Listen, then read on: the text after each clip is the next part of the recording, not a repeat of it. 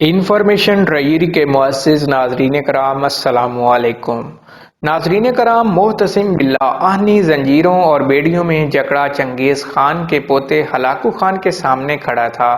کھانا کھانے کا وقت آیا تو ہلاکو خان نے خود سادہ برتن میں کھانا کھایا اور خلیفہ کے سامنے سونے کی تشتریوں میں ہیرے اور جواہرات پیش کر دیے۔ پھر معتصم سے کہا کہ جو سونا چاندی تم جمع کرتے تھے اسے اب کھاؤ۔ بغداد کا تاجدار بے چارگی اور بے بسی کی تصویر بنا کھڑا تھا اور بولا کہ میں سونا کیسے کھاؤں؟ ہلاکو خان نے فوراً کہا کہ پھر تم نے یہ سونا چاندی جمع کیوں کیا تھا؟ وہ مسلمان جسے اس کا دین ہتھیار بنانے اور گھوڑے پالنے کے لیے ترغیب دیتا تھا کچھ جواب نہ دے سکا۔ ہلاکو خان نے نظریں گھما کر محل کی جالیاں اور مضبوط دروازے دیکھے اور سوال کیا، تم نے ان جالیوں کو پگھلا کر آہنی تیر کیوں نہ بنائے؟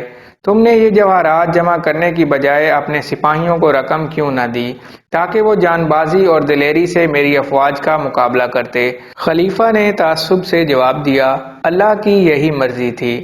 ہلاکو خان نے کڑکدار لہجے میں کہا کہ پھر جو تمہارے ساتھ اب ہونے والا ہے وہ بھی خدا کی مرضی ہوگی۔ پھر دوستو، دنیا نے دیکھا کہ ہلاکو خان نے معتصم باللہ کو مخصوص لبادے میں لپیٹ کر گھوڑوں کی ٹاپوں تلے رون ڈالا۔ اس نے بغداد کو قبرستان بنا ڈالا۔ پھر ہلاکو خان نے کہا کہ آج میں نے بغداد کو صفحہ ہستی سے مٹا ڈالا ہے اور اب دنیا کی کوئی بھی طاقت اسے پہلے والا بغداد نہیں بنا سکتی۔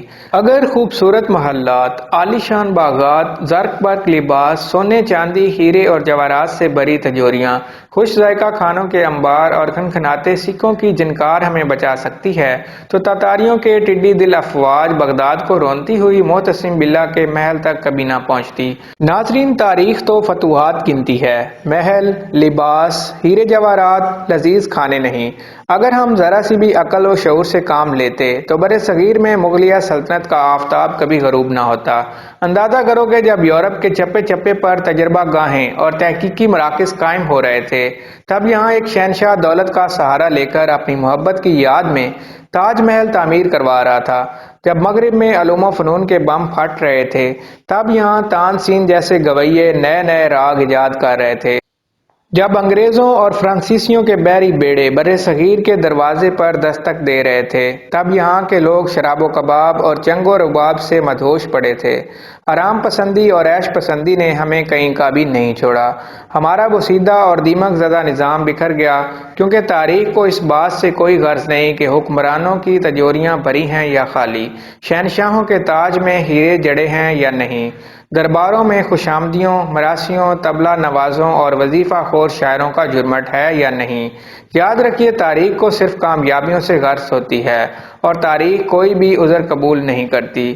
تو دوستو، یہ تھی ہماری آج کی ویڈیو۔ اگر ویڈیو پسند آئی ہو تو ویڈیو کو لائک اور چینل کو سبسکرائب ضرور کر دیں اور بیل آئیکن کو بھی ضرور پریس کر دیں تاکہ مزید معلوماتی ویڈیوز کا نوٹیفیکیشن آپ کو بر وقت موصول ہوتا رہے۔